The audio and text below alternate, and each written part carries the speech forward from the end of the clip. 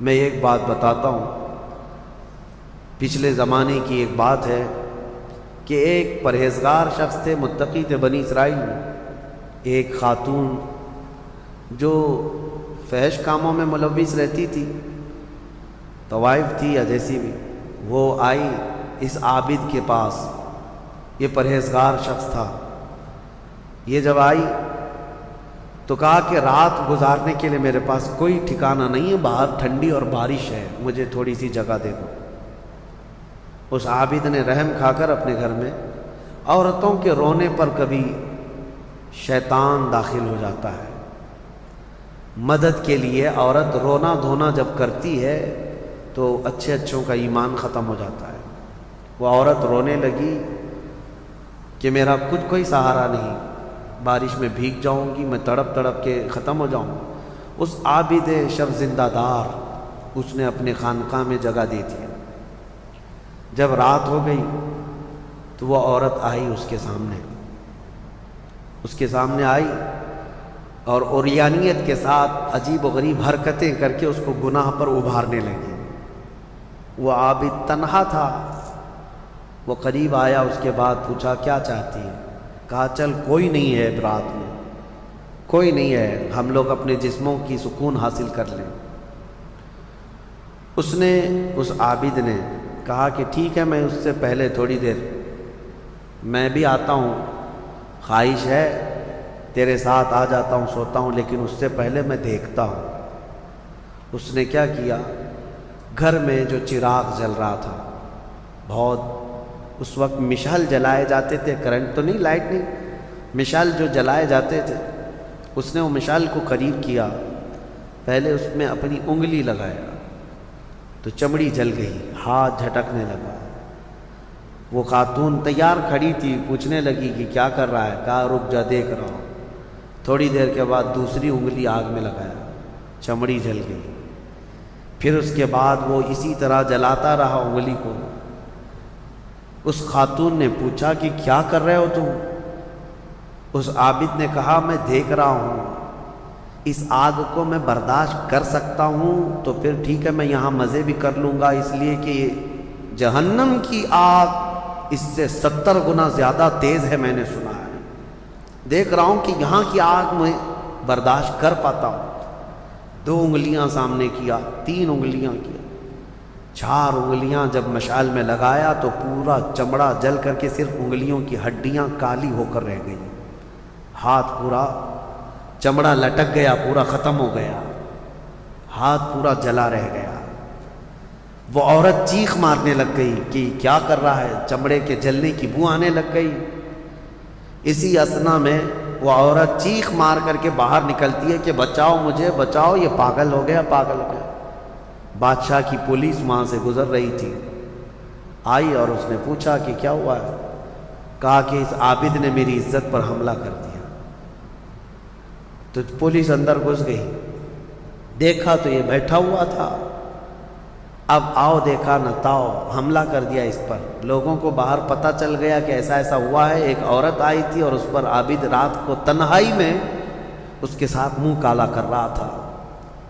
تو لوگوں نے مارنا شروع کیا، اتنا مارا کہ وہ عابد مر گیا، انتقال ہو گیا، ختم ہو گیا۔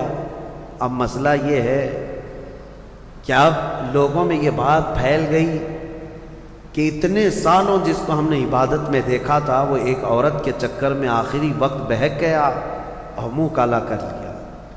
اب اس کے بعد اس کو اٹھاتے ہیں، اٹھا کر کے قبرستان میں جب دفن کرنے کے لیے رکھا گیا، قبر میں جیسی رکھتے ہیں، اس قبر میں تیز خوشبو بھر چکی ہے، ہر جگہ سے خوشبو کے جھونکے آ رہے ہیں۔ لوگوں نے کہا یہ بدکار آدمی کی قبر میں اتنی خوشبو کہاں سے آ رہی ہے؟ اس کو دفن کر دیا اور یہ بات مشہور ہونے لگ گئی۔ بادشاہ خود بھی آیا، پوچھا یہ کیا مسئلہ کیا ہے؟ تو لوگوں کو جب یہ بات سمجھ میں نہیں آئی تو علماء کو بلایا گیا اور پوچھا گیا کہ کیا مسئلہ ہے؟ کہا گیا کہ یہ بدکار نہیں ہو سکتا، یہ اللہ کی رضا میں انتقال کیا ہے۔ اس خاتون کو پکڑ کر لایا گیا، پوچھا گیا کہ کیا کیا معاملہ ہوا تھا، سچ بتا۔ اس عورت نے بتایا کہ اس کا کوئی مسئلہ نہیں تھا، یہ ڈرتا رہا اللہ سے اور آخرت سے ڈرتا رہا، اور رات میں یہ بیٹھ کر کے اپنی انگلیاں جلا لیا تھا، اور یہ کہتا تھا کہ میں دیکھتا ہوں دنیا کی آگ سے میں برداشت کر پاتا ہوں تو ٹھیک ہے میں تیرے ساتھ مزہ کروں گا، نہیں تو پھر آخرت کا عذاب اس سے بھی بڑا سخت ہے۔ وہ یہ کہتا رہا اور میں بھاگ کر گئی، اتنے میں لوگ آئے اور اس کو مار دیے۔ بادشاہ نے پوچھا کہ دیکھو اس کو پھر سے نکالو، نکالا گیا۔ اس خاتون کے بتائے ہوئے اعتبار سے جب دیکھا گیا تو اس کا ہاتھ جلا ہوا ویسے ہی موجود تھا، جلا ہوا ہاتھ ویسے ہی موجود تھا جیسے اس عورت نے واقعہ سنایا تھا۔ پھر لوگوں نے بہت توبہ کی کہ اس کو مارنے کا کیا گناہ تھا، اس کا جرم تھا، لیکن بہرحال وہ شہید تھا۔ اس حکایت کو نقل کر کے فرماتے ہیں صاحب حکایت کہ یہ وہ لوگ تھے جن کا ہر کام آخرت سے جڑا ہوا تھا، وہ ایک حرکت بھی کچھ ان کو دنیا میں ڈگمگ نہیں کرتی، ان کے پاؤں کو نہیں پھسلا پاتی۔ کیوں؟ وہ ڈرتے اس بات سے تھے کہ آخرت میں کیا ہوگا، آخرت میں کیا ہوگا۔ میرے عزیزو، میں آپ کو بتاؤں زنا کی جو سزا ہم نے بتائی تھی، اس سے قبل بھی میں نے بتایا کوڑے مار دیے جائیں 100 یا سنسار کر دیے جائیں، یہ آخرت میں دی جانے والی سزا کا 100واں حصہ ہے، اس سے 100 گنا زیادہ سزا وہاں پر قیامت میں۔ تو پھر وہ کیسی ہوگی سزا؟ پھر 100 گنا زیادہ سزا کیا ہے؟ اسی لیے فرمایا گیا جہنم کا ہلکا عذاب۔ پوچھا گیا حضور سے سب سے کم عذاب کیا ہوگا؟ سب سے کم کسی کو عذاب دیا جائے گا اگر دوزخ میں تو کیا ہوگا؟ فرمایا گیا کہ اس کو آگ کی جوتیاں پہنائی جائیں گی جس کی گرمی سے اس کا بھیجا پک کر کے ابل رہا ہوگا۔ یہ سب سے ہلکا عذاب ہے دوزخ کا۔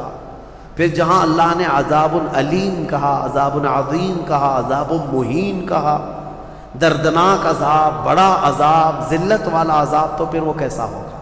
بہرحال خلاصہ کلام میرا یہ ہے، آج ہم نے تلاوت میں یہی پایا کہ اے لوگو تم آخرت کے تصور پہ جیتے رہو، دنیا فانی ہے، دنیا فانی ہے، حساب کا ایک دن آئے گا۔ فَمَن يَعْمَلْ مِثْقَالَ ذَرَّةٍ خَيْرًا يَرَهُ وَمَن يَعْمَلْ مِثْقَالَ ذَرَّةٍ شَرًّا يَرَهُ۔ اللہ فرماتا ہے جس نے رائی کے دانے کے برابر نیکی کی وہ بھی دیکھے گا قیامت کے دن، اور جس نے رائی کے دانے کے برابر برائی کی وہ بھی قیامت کے دن دیکھے گا۔